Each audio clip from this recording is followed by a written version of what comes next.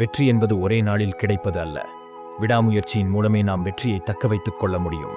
விடாமுயற்சி பற்றிய இந்த கதையை முழுவதுமாக கேளுங்கள். இது போன்ற சிறந்த கதைகளுக்கு இந்த சேனலை சப்ஸ்கிரைப் செய்து கொள்ளுங்கள். மலைகளால் சூழப்பட்ட அழகிய கிராமம். அருகில் ஓடும் ஒரு பெரிய ஆறு. காற்று மிதமாக வீசும். அந்த இடத்தில் ஒரு சிறுவன் இருந்தான். அவன் பெயர் ரவி. அவனுடைய பெரிய கனவு ஒரு சிறந்த சிற்பியாக வேண்டும் என்பதுதான். பழமையான கோவில்களின் அற்புதமான சிலைகளை பார்த்து மெய்மறந்து விடுவான். என்றாவது ஒரு நாள் என் கைகளால் இப்படி பெரிய ஒரு சிற்பம் செதுக்க வேண்டும் என்று உள்ளுக்குள் நினைப்பான். ஆனால் ரவி ஒரு வாழ்க்கை வாழ போராடும் குடும்பத்தில் பிறந்தவன். அப்பா விவசாயி, அம்மா வயலில் வேலை செய்யும் பெண். அதனால் ரவிக்கு பெரிய கலைஞர்களிடம் சென்று கற்றுக்கொள்வது சாத்தியமில்லை. ஆனால் ரவி ஒருபோதும் சோர்ந்து போகவில்லை. ஒரு நாள் ஆற்றருகே நடந்து செல்லும் போது ஒரு பெரிய பாறை கிடந்தது.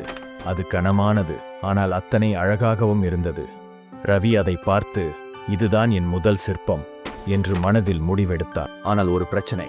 அவனிடம் பழைய ஒரு கூர்மையான கற்கள் மட்டும் இருந்தன. சிற்பக்கலையின் ஒரு கருவியும் இல்லை. ஆனாலும் விடாது முயற்சிக்க துணிந்திருந்தான். காலை எழுந்தவுடனே கல்லை செதுக்கத் தொடங்கினான். பள்ளிக்குச் செல்லும் முன், இரவு உறங்குவதற்கு முன் அதையே செய்தான். ஆனால் கல் மிகுந்த கடினமானது. தினந்தோறும் செதுக்கிய போதும் ஒன்றும் மாறவில்லை. விரல்கள் விரிசல் கொண்டு இரத்தமாக மாறின. கிராமத்தினர் பார்த்து கேலி செய்தார்கள். ரவி, நீ பெரிய சிற்பி ஆகப் போகிறாயா? வாழ்க்கையை வீணாக்காதே என்று கூறினார்கள். ஆனால் ரவி ஒரு முறையும் தயங்கவில்லை. ஒரு நாள் அவனுக்கு தோல்வியுணர்ச்சி வந்தது.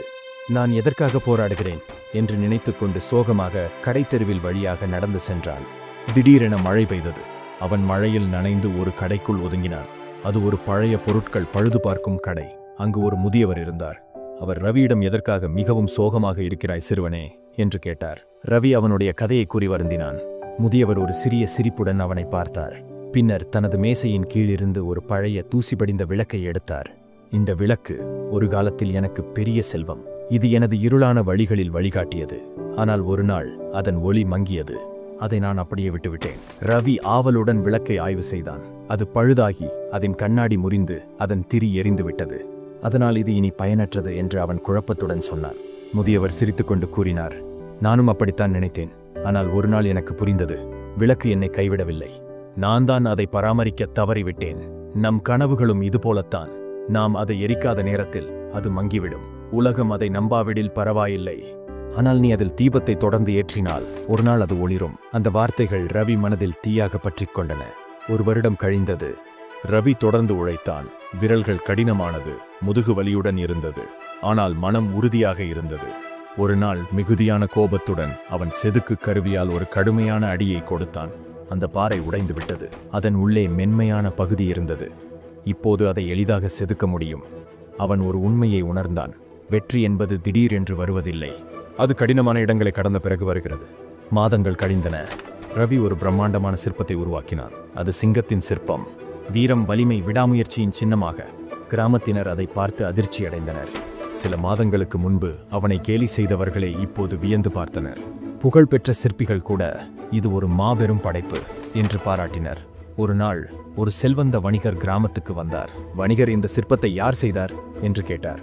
கிராமத்தினர், ரவி, கனவுகளை விடாமல் தொடர்ந்த சிறுவன் என்று கூறினார்கள். அந்த வணிகர் அவனை அழைத்து உலகின் சிறந்த சிற்பிகளிடம் பயிற்சி பெற வாய்ப்பு அளித்தார். அந்த நாள் முதல் ரவி ஒரு சாதாரண சிறுவன் இல்லை, ஒரு சிறந்த சிற்பியாகிவிட்டான். பல ஆண்டுகள் கழித்து ரவி பெரும் புகழ்பெற்ற சிற்பியானான். ஒரு சிறிய பையன் அவனை பார்த்து கேட்டான். சிறுவன், ஐயா, வெற்றிக்கான ரகசியம் என்ன என்று கேட்டான்.